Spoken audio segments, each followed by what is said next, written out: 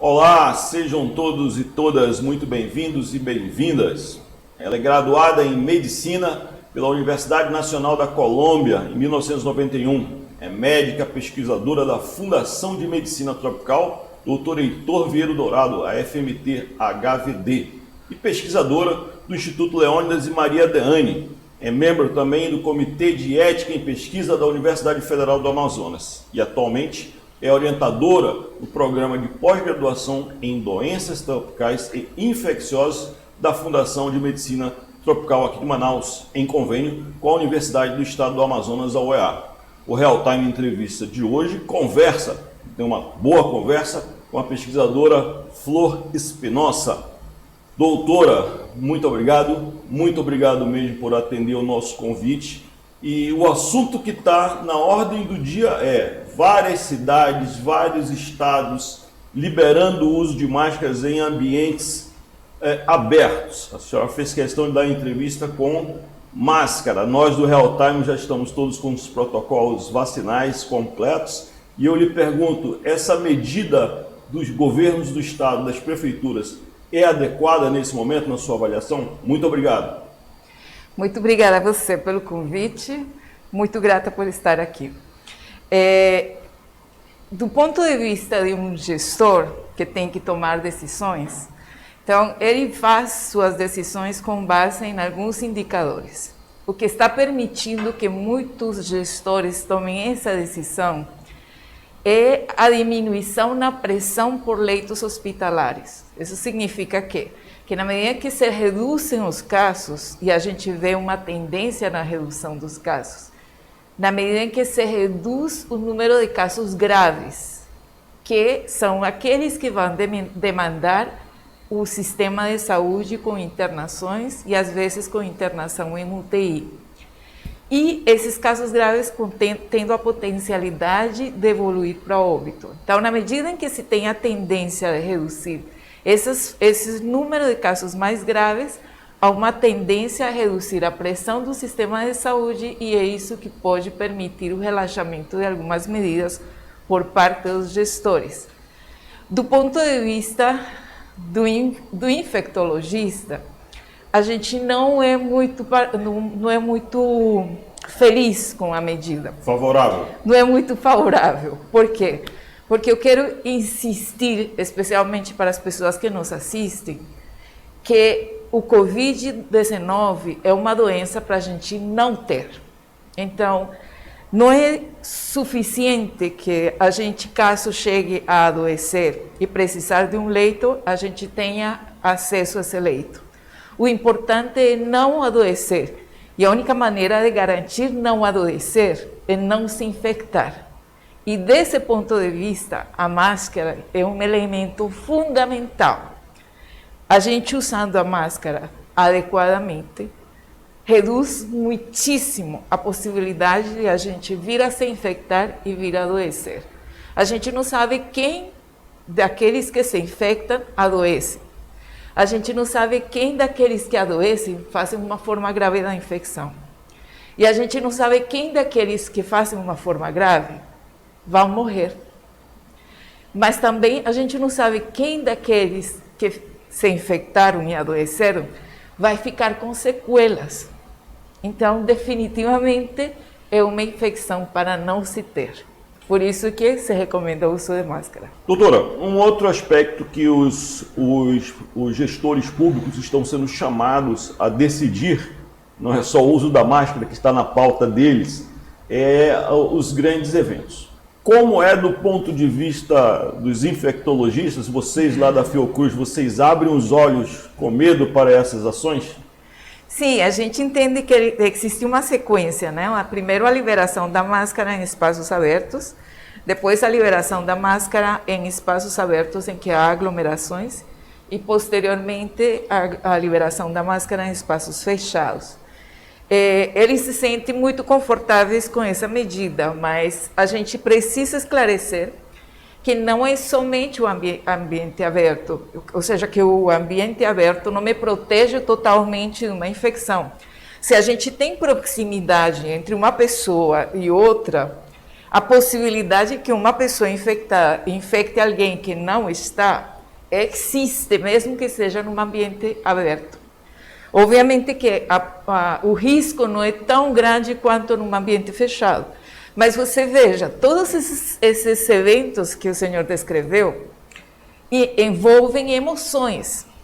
Então, é muito possível que as pessoas gritem, que as pessoas se abracem, que as pessoas se aproximem. Tudo isso facilita o contato e facilita a transmissão dessas secreções infectadas de uma pessoa que está infectada para outra que não está. Então, não nos protege o fato de ser um espaço aberto. Não é absolutamente seguro. Deixa eu fazer uma pergunta de todo negacionista da ciência faz. Ótimo. Isso para lhe dar a oportunidade de reforçar isso. Ouvindo suas palavras, ouvindo que acompanhando o noticiário que o Real Time produz com muito auxílio da ciência, as pessoas ficam com a impressão que nós não vamos sair dessa nunca. Né? Então eu gostaria de fazer essa pergunta: nós vamos sair em algum dia ou nós vamos ter que seguir desse jeito? Ad eternum. Não, é uma pergunta de um negacionista que eu estou lhe colocando aqui. Olha, o que acontece é que nossa cultura não é uma cultura de paciência, né? Então a gente quer coisas imediatas, a gente quer soluções imediatas e a gente quer passar pelos processos dolorosos muito rapidamente. Sem combinar com o coronavírus. Exato, e sem olhar para longo prazo. Então, o mais importante é que a gente tenha a sabedoria de olhar para longo prazo. O mais importante é que sair rapidamente e sair vivos desta pandemia. Então, sim, é de se esperar que sim, no momento em que o vírus pare de circular. Como a gente sabe que o vírus vai parar de circular? Quando a gente começa a observar diminuição nos casos que são notificados. Ele tem que esgotar, à medida em que ele circula e que ele infecta mais gente, ele vai diminuir a circulação. Mas este vírus tem nos mostrado que ele é capaz de criar variantes, e variantes que são desafiadoras. Então, coisas que nós não esperávamos muito, como são as reinfecções, a gente está observando com o vírus. Coisas que nós não esperávamos muito, porque nós tínhamos a expectativa de que algum dia, ou em algum momento, íamos encontrar um patamar de imunidade coletiva. Nós estamos tendo dificuldade em encontrar esse patamar. Por que nós não chegamos a essa imunidade coletiva e esse conceito ainda está válido para vocês infectologistas? Nós não chegamos, apesar de que fizemos muito por merecer, não foi? Verdade. Então, não é mentira, não. Infelizmente, o Manaus se comportou como se não tivesse amanhã. Então, é um cuidado que eu me referia agora há pouco. É um desafio para os infectologistas. Em quase todas as doenças infecciosas, você espera chegar a um patamar. Mas a rapidez com que o vírus circulou e a rapidez com que novas variantes foram criadas, ou foram produzidas pela mesma circulação do vírus, fez com que essa população que ia se infectando, em pouco tempo voltasse a ficar suscetível para a nova variante que estava circulando. Então, foi a pressão pela circulação do vírus a que fez criar novas variantes e a que fez com que fosse esse efeito permanente de circulação. Então, sim, provavelmente em algum momento chegaremos a um patamar de redução mantida do número de casos, quando poderemos dizer que já se trata de uma endemia e não uma pandemia.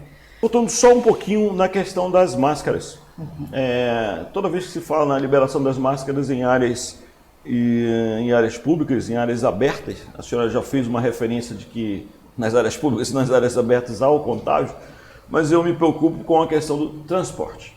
Para a gente ir para uma área aberta, quem tem carro vai de carro, mas a maior parte das populações, a maior parte da nossa população, quando vai a um show, quando vai a um jogo de futebol, quando vai a um evento na Ponta Negra, por exemplo, que é o grande balneário aqui da cidade de Manaus, para quem não conhece ou para quem nos acompanha pela rede social, vai no transporte coletivo. Então, aí caberia a preocupação de dentro do ônibus usar máscara e depois retirar a máscara? Ou isso aí... O senhor tocou num ponto que para mim tem sido o maior pecado cometido durante esta pandemia. Nós observamos que houve movimentação, embora tardia, para a consecução dos imunobiológicos e para a vacinação em massa da população, que tem como impacto essa redução no número de casos graves e no número de óbitos. Então, era algo muito desejado a se fazer a vacinação em massa. Mas o ponto mais difícil de ser atingido, talvez porque nunca foi um propósito, foi o uso maciço de máscaras. E nesse aspecto é muito importante dizer... Nunca foi maciçamente um objetivo de uma política pública? Uma política pública. Por quê? Porque na medida em que se foi adquirindo conhecimento, ficou muito claro que a máscara era fundamental para a prevenção da infecção. E posteriormente ficou muito claro que não só o uso da máscara, mas o uso adequado da máscara. E depois, não só o uso adequado da máscara, era a máscara adequada. E nunca houve uma política pública sustentável de fornecimento de máscaras de qualidade para a população, especialmente a população de baixa renda. E aí, o ponto que o senhor tocou do transporte público é totalmente uma dívida que se tem com a sociedade que faz uso de transporte público. Porque é justamente nesses locais onde era mais fácil a contaminação.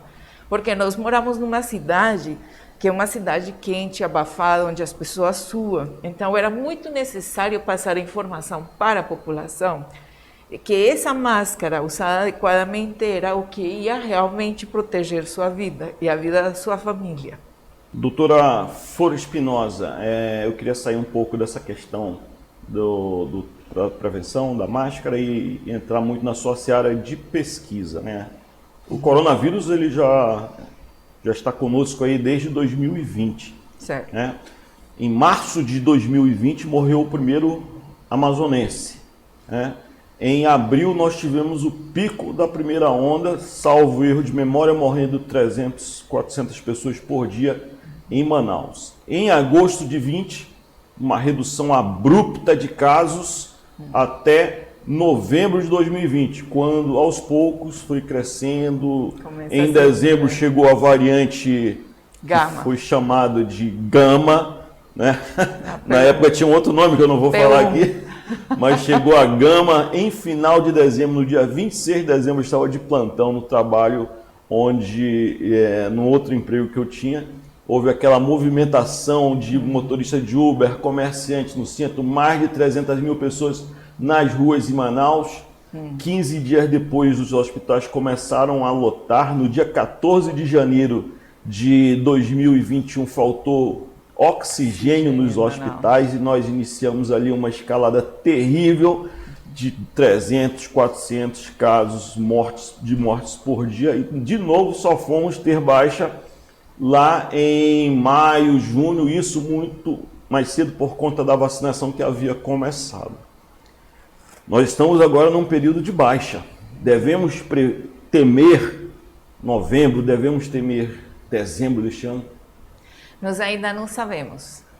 Nosso comportamento determina, e claro, a biologia do vírus, se novas variantes surgirão e essas novas variantes são tão agressivas quanto. A variante de Gama, que foi aquela que se originou em Manaus, ela tinha uma característica de mais virulência, digamos, que a tendência das pessoas evoluir com uma forma grave era maior quando comparada com a Ômicron, que teve como característica fundamental a transmissibilidade. Ou seja, até este momento nós não conhecíamos, a humanidade não conhecia um agente infeccioso. Deixa eu fazer um pontinho aqui só para deixar claro. A Gama, que foi aquela identificada em Manaus, ela matava mais do que infectava rápido. A Ômicron infectava mais rápido do que matava. Estou resumindo bem? Sim. Não somente pelas características do vírus, mas também talvez porque as últimas duas variantes pegaram, as últimas variantes pegaram a população mais imunizada, por conta não só da circulação do vírus há mais tempo, mas também porque estavam em aumento as coberturas vacinais. Ao longo desse período de pandemia, a ciência cumpriu um papel importantíssimo, que foi descobrir essas características do vírus, avançar na produção de vacinas, de tratamento, em que pese toda a loucura daquele chamado tratamento precoce, né?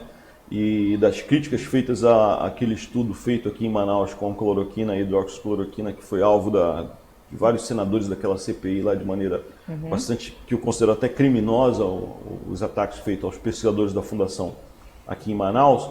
Eu lhe pergunto, o que vocês estão estudando hoje desse vírus? Qual é o próximo passo da ciência no combate ao coronavírus?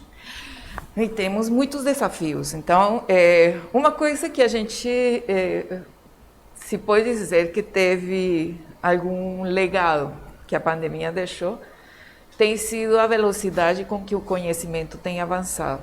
Então, não somente o surgimento dessas vacinas muito mais rápidas, o que não as questiona, e isso é importante que a população saiba, a facilidade com que novas vacinas foram surgindo, ela não se dá porque houve experimentação em seres humanos, não.